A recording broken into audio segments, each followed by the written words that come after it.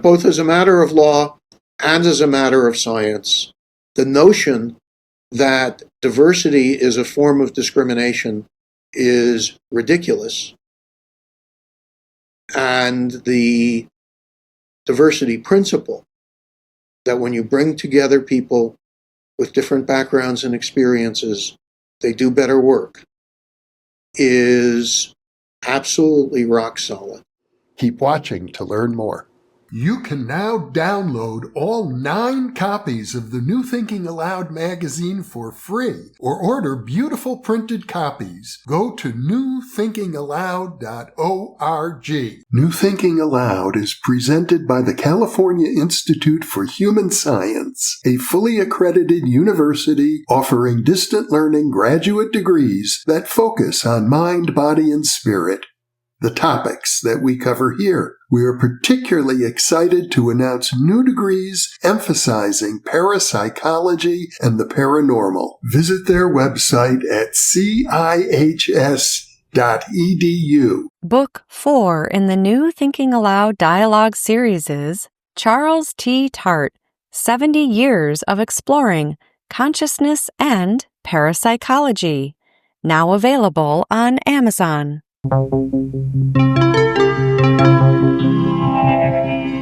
Thinking Aloud. Conversations on the leading edge of knowledge and discovery with psychologist Jeffrey Mishlove.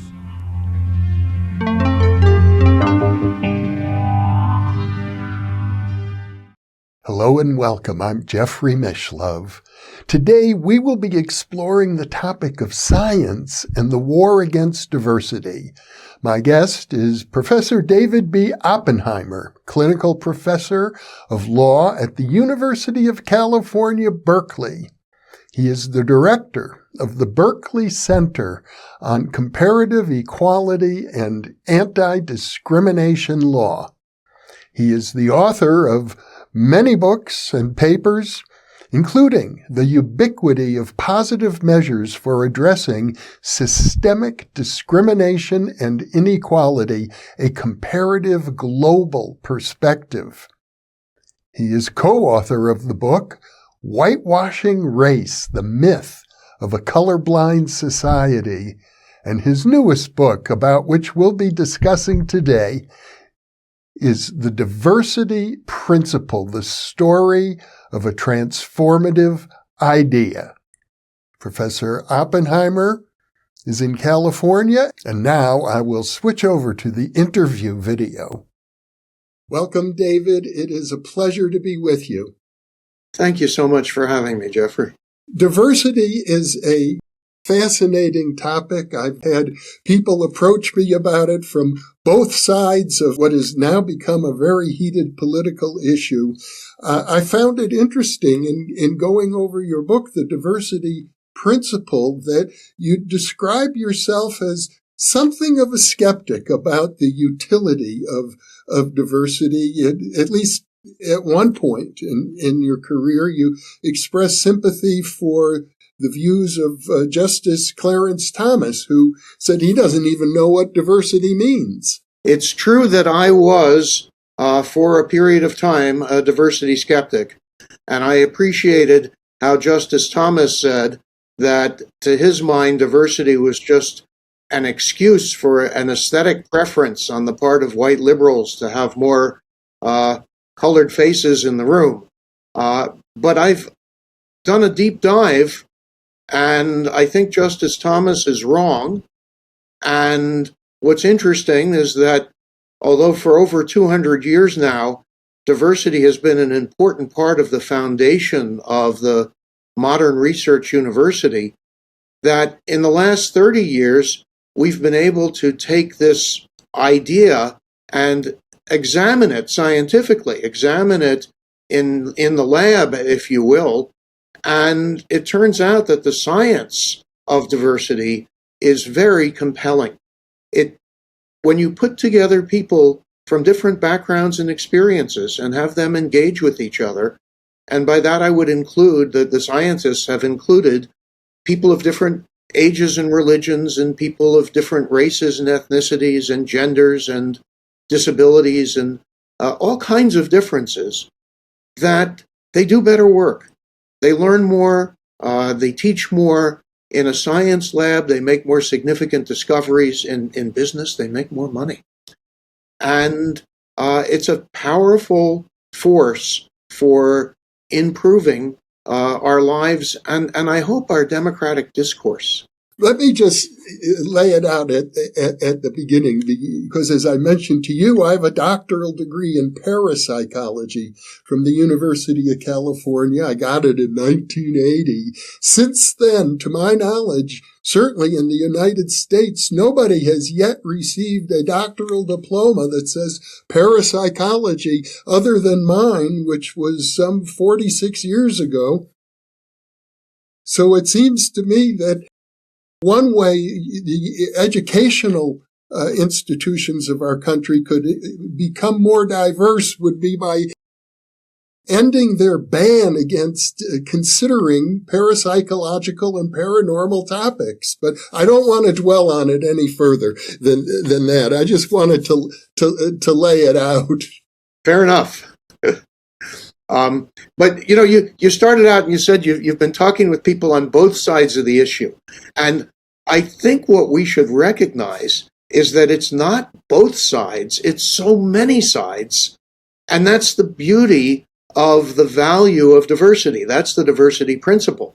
That there are people in the business world who know from experience and know from empirical studies that their businesses will be more successful if their C-suite and their board and their employees are more diverse.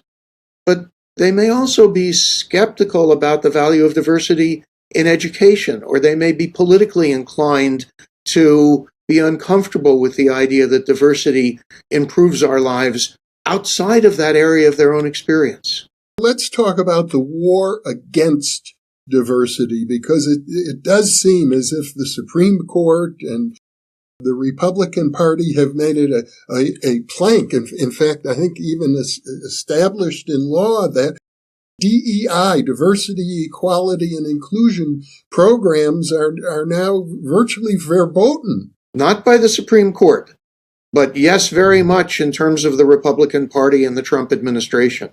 But I hope that people will recognize that all the Supreme Court did in the Students for Fair Admission cases was to say that however valuable diversity may be, and the court, members of the court had various levels of skepticism about the value of diversity, but they said in any case that using race to decide who can be admitted to a college or university is a violation of the U.S. Constitution. And that's now settled law. The law was different for 45 years. The law for 45 years permitted the use of race for the purpose of admitting a more diverse student body. We can argue about the past and the past law, but the present law simply says that you can't use race to decide who gets into college. It says nothing about banning diversity programs, banning diversity, equity, and inclusion programs. I read last week that the Mansfield Project, which is a project of large law firms to make sure that when they are hiring new partners or elevating people to partnership, that at least some of the people being considered are women, at least some of the people being considered are people of color. Doesn't say anything about who they have to select. What it says is they should have a diverse pool. And that project has been abandoned because of the pressure coming from the Trump administration. Well, I think that's a terrible loss. It's a loss for the country. It's a loss for those law firms. It's completely outside that which the law requires, and it may in turn be itself a violation of law if the effect of it is to squeeze out opportunities, to eliminate opportunities for women and for racial minorities. I'm under the impression from reading your book that there are certain activists, conservative, what they call themselves conservative activists, who are so opposed to the idea of government-instituted diversity programs, or even government-sanctioned diversity programs, that they've been suing various universities who dropped the race criterion but ended up having the same balance of colored people to white people in their enrollment as before. And they're saying, well, if it didn't change the enrollment, obviously you must be using race-based criteria. That there is so much skepticism on the right of the idea that black people could qualify for education at an elite institution, that although the numbers overall have dropped dramatically since universities stopped using race as a factor in admissions, they haven't dropped uniformly. And yes, at those universities where, from the viewpoint of the right, they haven't dropped enough or quickly enough, they're bringing lawsuits saying, if you're admitting black students, you must be discriminating against white people. And in a sense, that sums up the view of the Trump administration, that anything that results in the hiring, the promotion, the admission to universities, the funding through grants of people of color and often of women and often people with disabilities, that there must be something wrong, because there's a built-in assumption that only white men are the most qualified for funding, for admission, for hiring, for promotion, etc. And that's just, it's an outrage that they can take that biased view and turn it into national policy.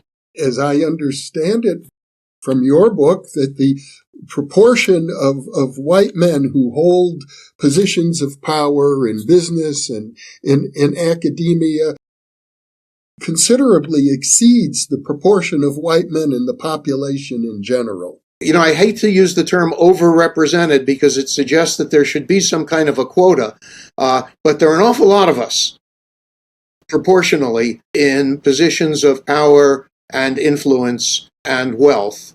And, you know, if you just look at recent college graduates who are working full-time, so this is a very sort of select group, and you look at the income of white men and you compare it to women of any race or ethnicity, you compare it to black or Hispanic men or women, there are these dramatic differences. On average, men between the age of 25 and 34 who are college graduates and who are full-time employed are earning a little over $70,000 a year. That's at the median. Women, black women and Hispanic women, are just over $50,000. A gap of $20,000 a year among those who are equally credentialed and presumably equally qualified. It's an enormous gap. And the notion that somehow discrimination is occurring against white men just flies in the face of all of the evidence. One thing that I found fascinating going through your book is that in the early days when the diversity principle was being applied to elite colleges like Harvard University and others, the groups of people who were finally being admitted into the colleges, it wasn't blacks or Hispanics or even women, it was Catholics and Jews. The origins of the diversity principle was the decision in 1810 at the University of Berlin, which is regarded now as the first modern research university, to admit Catholics and to admit Jews in order to create a more diverse learning environment. And that argument was applied in terms of the same decision made later at Oxford and Cambridge, and that same decision made in the United States at Harvard to admit Catholics and Jews, and then black students and foreign students and immigrants and poor students, all of that based on the recognition of the value of diversity. And I gather the opposite point of view, which I hear articulated a lot, is that groups are more effective when they're coherent, where everybody shares the same cultural background and general sociological and metaphysical assumptions about the world, that what you want is a team of people who are sort of all homogenous and who think alike, that they will be more efficient. There is such a belief, there is such a theory, and part of it was the idea that people are more comfortable if they remind themselves of each other, they share this cultural heritage. And the problem is that when we started testing that in various ways, as we've been doing for the last 30 years, it turns out that that's not true. It turns out that groups that are more homogenous, they see fewer ideas, they generate fewer new ways, new approaches. They are, in a sense, more set in their ways, and they may be more comfortable, but they're not more successful unless success is based on bias. So as long as you have a society in which only one group is allowed to be successful, that group is going to be successful, yeah. But when you start having open competition, what you find is that the more diverse a group is, the more successful it's going to be. I definitely want to dig into the science. I gather there may be as many as 1,000 studies that have already been conducted along these lines. And yet one of the most obvious things that many people point to would be, in terms of college admissions, undergraduate college admissions, are SAT scores. And it appears that certain sociological groups score higher than others pretty consistently. For example, I believe Asian high school students score near the top of the SAT. That's true in the United States. What's interesting is that Koreans in Korea do much better on these standardized tests than Koreans in Japan. Now, it's not that Koreans in Korea are smarter than Koreans in Japan, but in Japan, they're part of a minority group that is repressed in various ways and is the object of various kinds of discrimination. Well, in Korea, they represent the majority group. These tests have been troubling from the very beginning. These tests were developed as a way of keeping Jews out of competitive colleges. And when the tests were first given, Eastern European Jews did very badly on them, and that was celebrated as a success for the test. You know, there's a guy named Nicholas Lehman, who's the former dean of journalism at Columbia, he's a professor at Columbia, and he's a staff writer for The New Yorker. And his last book, he's done a couple of books on testing, and his last book focused a lot on the SAT, and I really want to recommend it to your readers as a wonderful expose of the problem with the SAT. It turns out to be a great measure, a great predictor of your parents' income. The more money your parents have, the better you're going to do on the SAT. Well, that doesn't seem to me to be a very good test to decide who should get into college. I'm surprised to learn that the SAT was used as a way to keep Jews out, because my understanding is that Ashkenazi Jews score higher on IQ tests than any other group. Well, now it's a question of learning how to solve the kinds of problems that the test is testing. It's a culturization. One of the things you pointed out in your book is that in terms of performance in college, the SAT may predict how well students will do in their first year, but after that, things change. And a student who maybe starts out with a low SAT score and struggles in their first year in college as an undergraduate, by the second and third year, caught up with the rest of their class.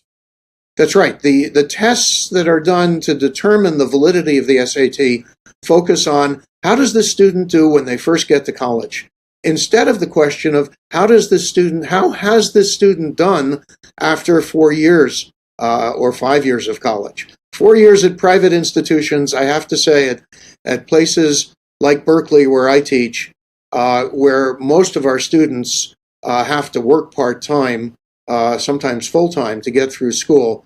It often takes 5 years rather than 4. Yeah, the success of our students at the end of the process ought to be what we care about. Well, let's go into the body of research. I think you even refer to the term diversity science as if this is a recognized discipline within, I suppose it would be within sociology or within social psychology. I think within social psychology, and then also in economics, business schools do a good deal of diversity science in their studies and experiments. But yeah, it primarily comes out of psychology. Two of the people who I think of as leaders in the field, Catherine Phillips, who passed away, but who was enormously influential beginning in the 1990s, and I think she was the associate dean of the business school at Columbia. Started, I think, at Kellogg at University of Chicago. And she may have been the person around whom the term diversity science was first used. And she put together a wonderful issue of Scientific America with articles by many diversity scientists, including my colleague at Berkeley, Victoria Plout, who's another leader in this field. She had a wonderful phrase. She said, in effect, diversity makes us smarter. It would seem to me obvious that should be the case. Simply by being exposed to more viewpoints, it gives an opportunity for people to begin to think critically. Even when you're exposed to viewpoints with which you disagree, you've got to kind of work out your reasoning. Yeah, I think that's right. John Stuart Mill, who was one of the people who really moved this idea forward, along with his wife, Harriet Taylor Mill, he used to say that he saw people with whom he disagreed as his colleagues, that they were both trying to climb the hill, but they were climbing on different paths.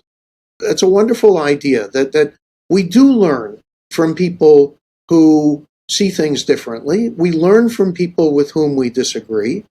We learn from people who make us uncomfortable. One of the things that Phillips said was that homogeneous groups are more comfortable with each other. Diverse groups, you enter an element of discomfort because of the unknown, because you wonder how you will be seen by people. You wonder how well you will communicate with people who you see as different from yourself. But the discomfort that puts us a little bit on edge is a creative force. The discomfort helps us see things that we might not have seen. There's a term in humanistic psychology called eustress. The idea is that some forms of stress are actually very positive for people. Yeah, I think that's right. What I want to talk about is some of the blowback. For example, you talked about the work of Wilhelm von Humboldt at the University of Berlin in 1810. And I understand he's considered the person who originated this concept, which is the title of your book, The Diversity Principle. And yet I recall reading near the end of your book that he suffered greatly for his advocacy. It's a very telling story.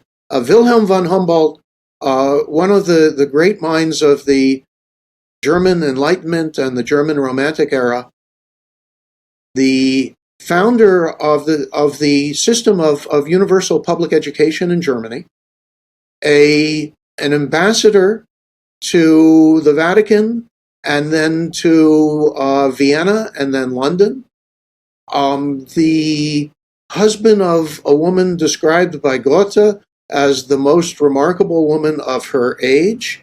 They had a polyamorous marriage in which he would invite her lovers to come and live with them.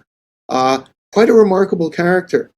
And the founder of the University of Berlin on this principle of diversity, so important that all modern research universities are referred to as Humboldt or Humboldtian universities.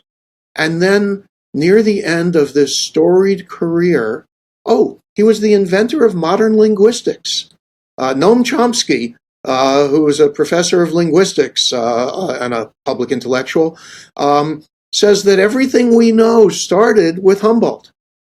And he was the first scientist in linguistics to go out into the field to study languages as they were being spoken. In any case, near the end of this very celebrated life, as Prussia and Germany became more and more anti-Semitic, and as he railed against anti-Semitism and stood up for the emancipation of the Jews and the right of Jews to fully participate in Prussian and German society, he was forced out of his positions in government. He was essentially driven back into a sort of an exile in his home, and he spent the last years of his life in isolation because he took such a strong stand against anti-Semitism. I gather he's not the only supporter of the diversity principle who has had to face that kind of a backlash. First of all, John Stuart Mill's On Liberty, written with his wife Harriet Taylor Mill, though she's not listed as an author on the cover. That is, in many ways, the critical foundational work about the value of diversity and the value of liberty, which they see as very much tied together. They were outcasts because of their long extramarital affair, their long life together while she was still married to John Taylor. And then when he stood for Parliament and he was elected to Parliament, and he spoke out in favor of women's suffrage, and he spoke out in favor of universal suffrage, and he spoke out in favor of home rule for Ireland. And then what took him over the edge, in a sense, is that he spoke out against racist killings by the governor of Jamaica, Britain's most important, largely black colony. And he was essentially turned out of Parliament as a result. He ran for re-election and lost because he was so closely associated with standing up for the rights of black people.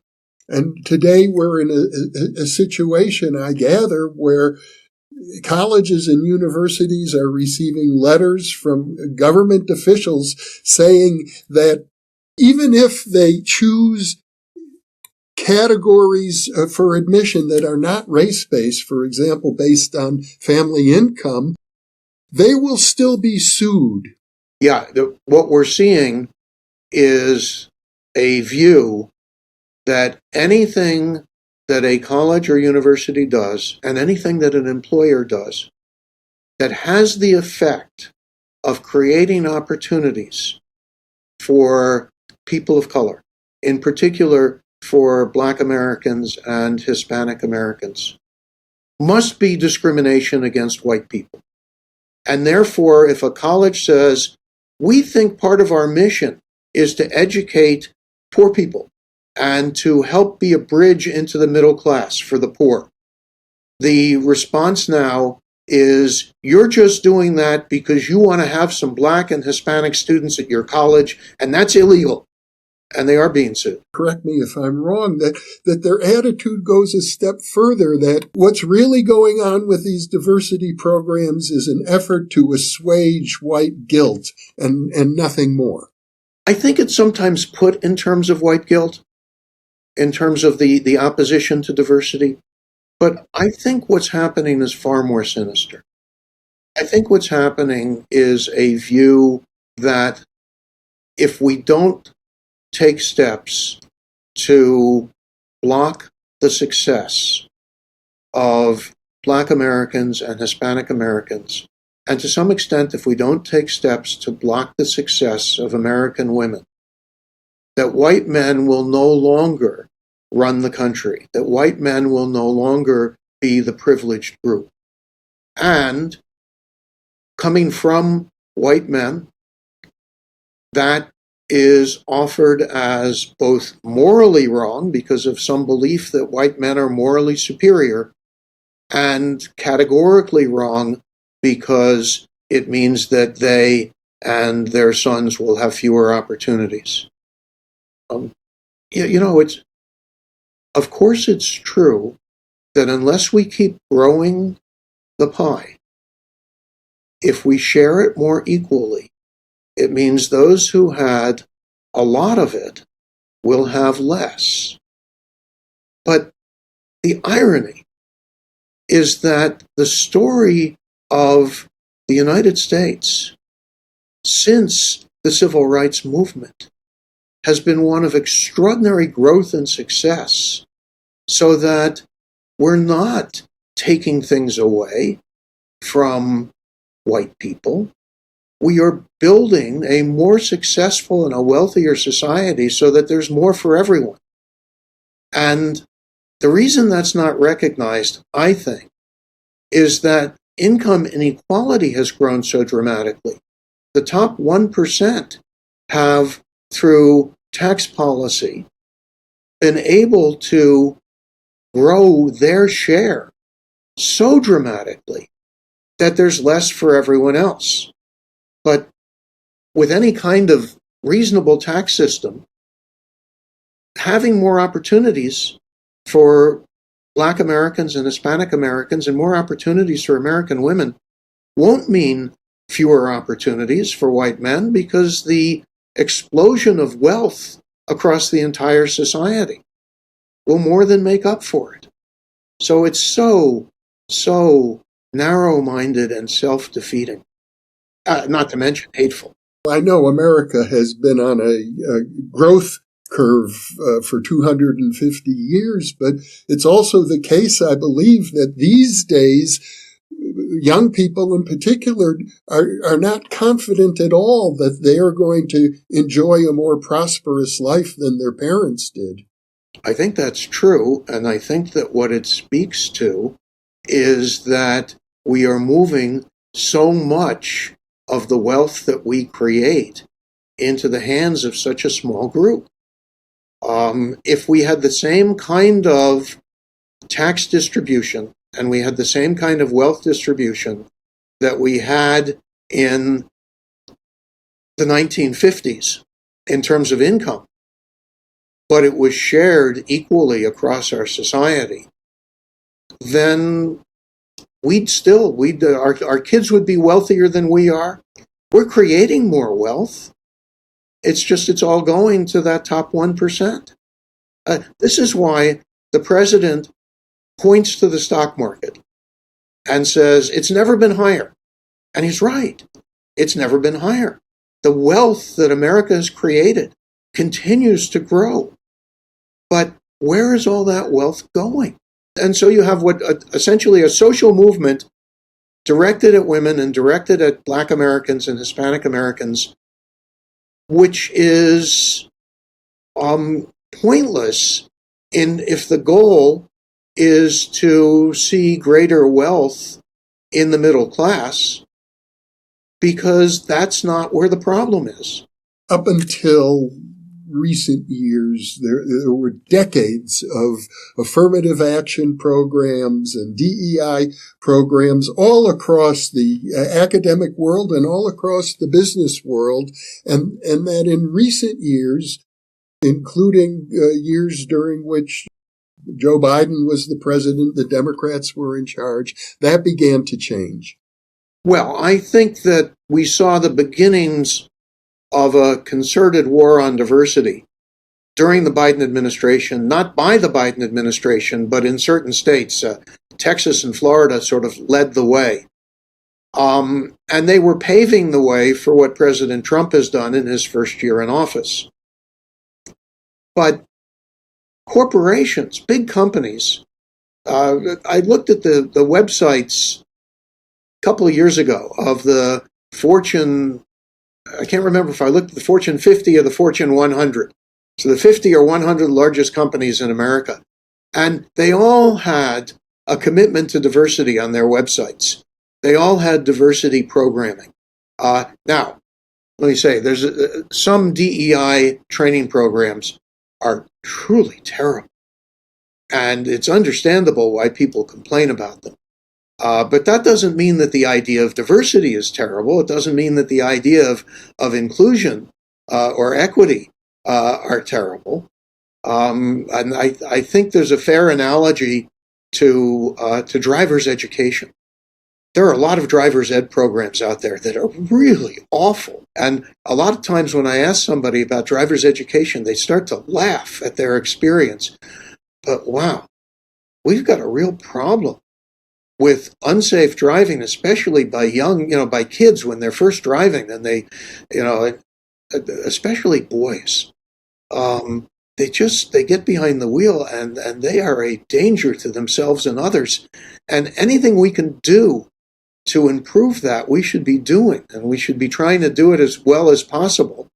What did Bill Clinton say about affirmative action? He said, mend it, don't end it.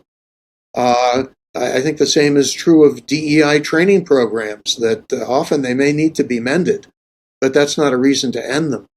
And I think that there was a lot of companies were probably engaged in virtue signaling. Is that the term? They didn't really mean it when they said we care about diversity. They just wanted to look virtuous. Though I guess I think that virtue signaling is better than the reverse. I mean, if you want people signaling something, at least let them say, I'm trying to be virtuous. But yeah, under the Trump administration, companies are realizing that they're going to be targeted if they, I didn't mean to refer to Target, but they're going to be targeted if they have a commitment to diversity on their website. The big law firms that just folded. But of course, they folded in part because they were scared when the Trump administration said, we're going to prevent your lawyers from entering federal buildings and therefore from practicing law in federal courthouses. They just said, okay, we'll do whatever you say. You want a few $100 million worth of pro bono for your favorite causes? We'll do that. That's fine. The same thing with some universities. When the Trump administration said you have to end your diversity programs or we're going to cut off all student aid to your university. We're going to tax your endowment at high tax rates. We're going to make contributions to your university not tax deductible. We're going to end visas for all of your foreign students. And then we're going to ask the accrediting agencies to take away your accreditation. And some universities said, oh my God, you're going to destroy us. And they said, well, not if you agree to get rid of your diversity policies and to pay us a few $100 million in a fine. And some universities said, well, okay, we'll do that. But it was a shakedown. There was no legal basis for that. That was just, it was just bullying. And to get back to a point we began to explore earlier, I think what you're also saying is there's no scientific basis for it either. Well, that's right.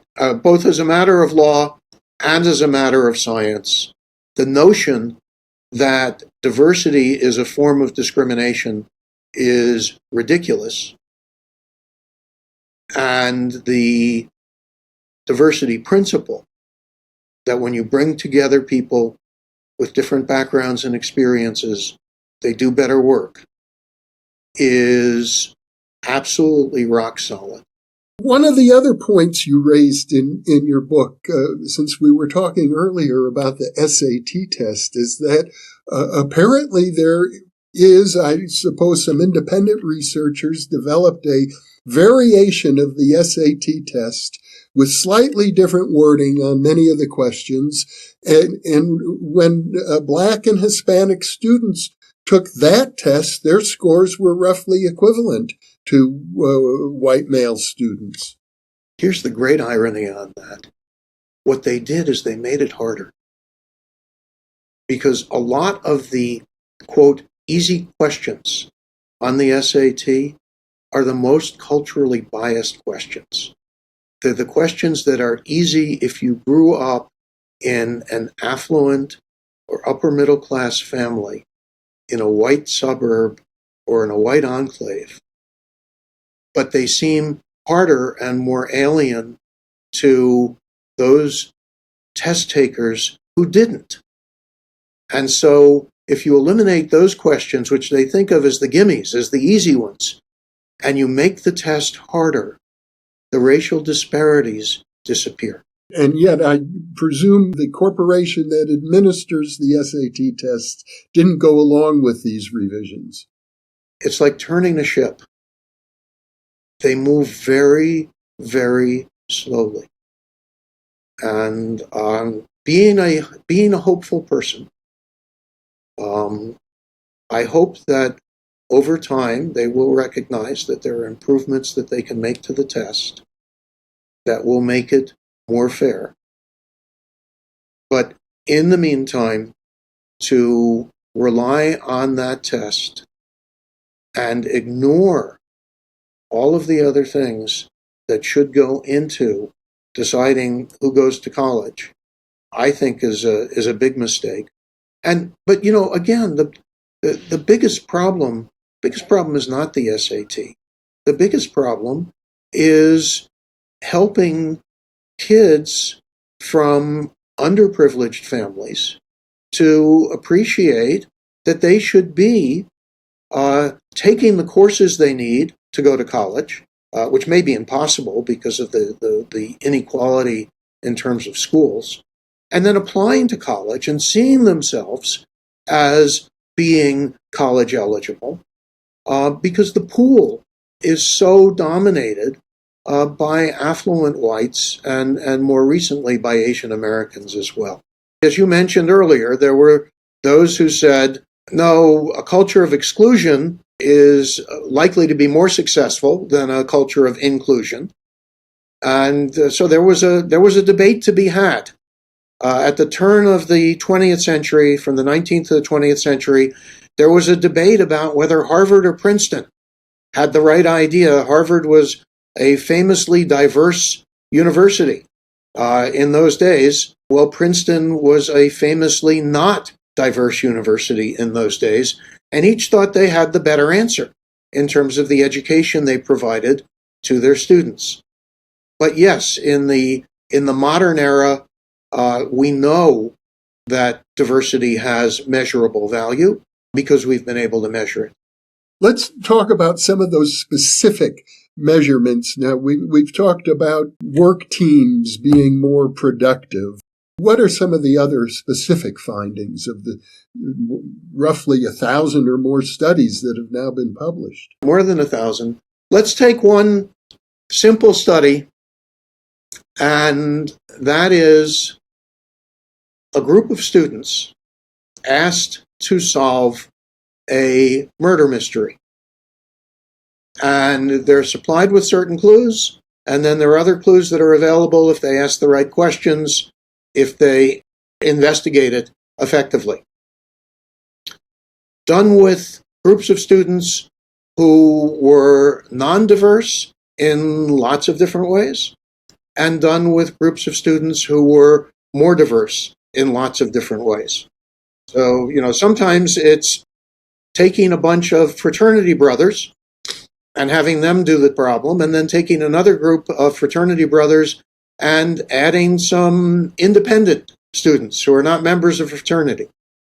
Sometimes it's done with sex or gender. Sometimes it's done with race or ethnicity. Sometimes with religion. And across the board, the findings are that the less diverse the group is, the fewer clues they uncover. The more diverse the group is, the more clues they uncover.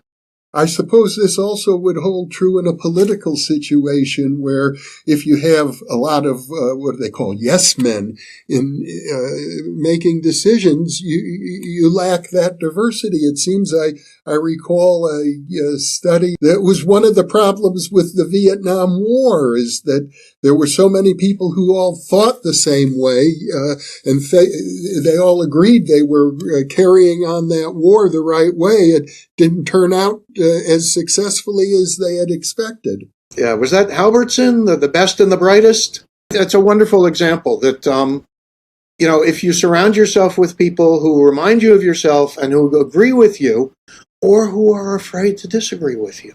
What has made America the most successful country in the history of the world? And we clearly are that. We've been most successful, frankly, in terms of human rights for all our problems. We've been most successful in terms of wealth generation. We've been most successful in terms of our education system.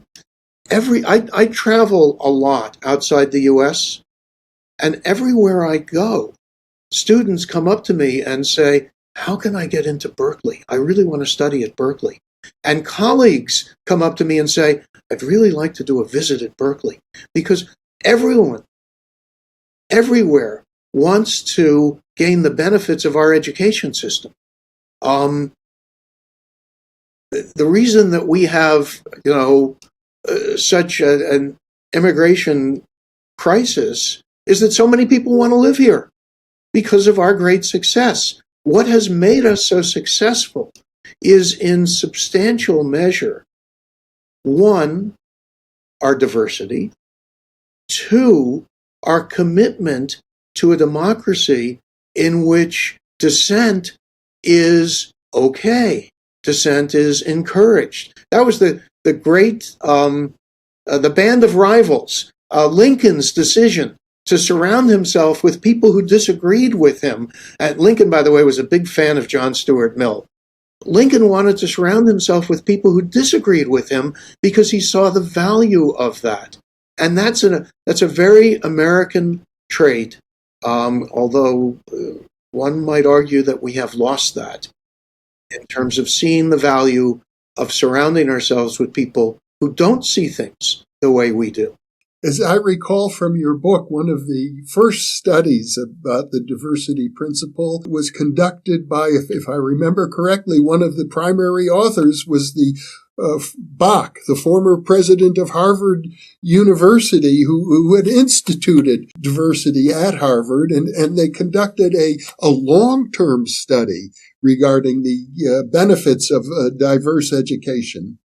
That's right, and wrote the book, The Shape of the River, the Carnegie Institute or Corporation. There are two Carnegie charities, and I confused them. But they gave them funding for a long-term, I think it was a 30-year study of the graduates of a group of highly selective universities. And what they were trying to measure was the long-term impact of affirmative action. And what they found was that when, in particular, Black students attended highly selective universities, it put them on a path, on a river, toward all kinds of success. And that, in addition, the white students were more successful as well. So it was win-win.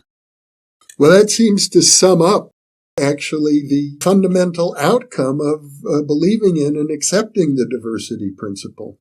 That and a lot of other work that's been done that tells us convincingly that we should look for opportunities to make our lives and our work more diverse, and that we should view diversity not as a form of discrimination against white people, but as a tool of inclusion that will help us to be happier, to be better decision makers, to be wealthier, to be more successful as a democracy and as a people. it's a wonderful, it's a gift that we've been given. One of the interesting points that you make in your book is the analogy between diversity science and climate science, which has also become very controversial, where the majority of the scientific community leans in one direction with regard to climate science, and the political party in power right now is leaning strongly the other way against all the scientific evidence. Apparently, you could say a similar situation exists with regard to diversity science. Thank you. Yes, I do think there's a parallel. Go back 50 years, and we knew we were pumping a lot of carbon dioxide into the atmosphere, but we didn't know what that meant in terms of the impact, if any. And then scientists started saying, well, we should study this.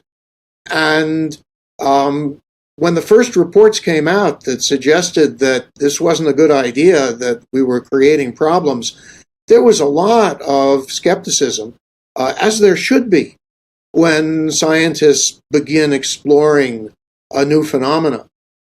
And over time, that skepticism in the scientific community has disappeared.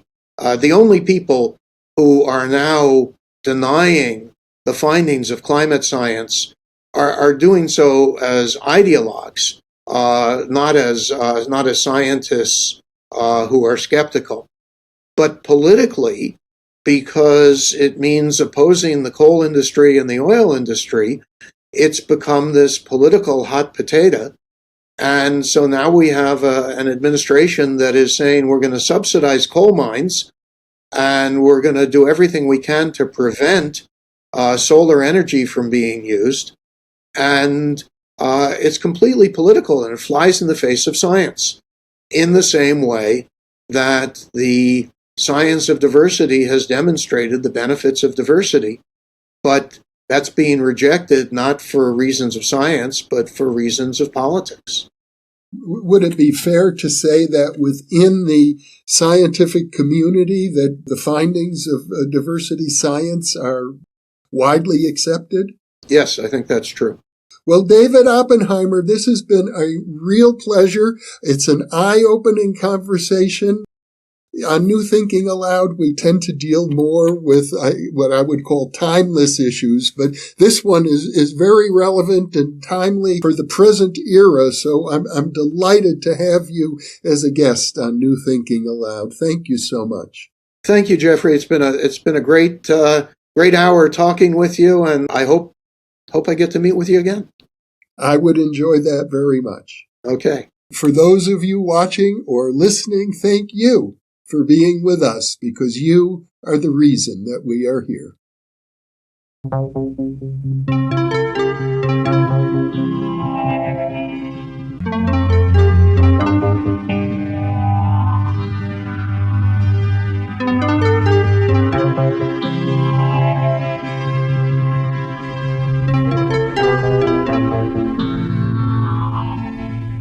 New Thinking Aloud is presented by the California Institute for Human Science, a fully accredited university offering distant learning graduate degrees that focus on mind, body, and spirit. The topics that we cover here. We are particularly excited to announce new degrees emphasizing parapsychology and the paranormal. Visit their website at CIHS.edu. You can now download all 9 copies of the New Thinking Aloud magazine for free, or order beautiful printed copies. Go to newthinkingaloud.org. Book 4 in the New Thinking Aloud dialogue series is Charles T. Tart, 70 Years of Exploring Consciousness and Parapsychology, now available on Amazon.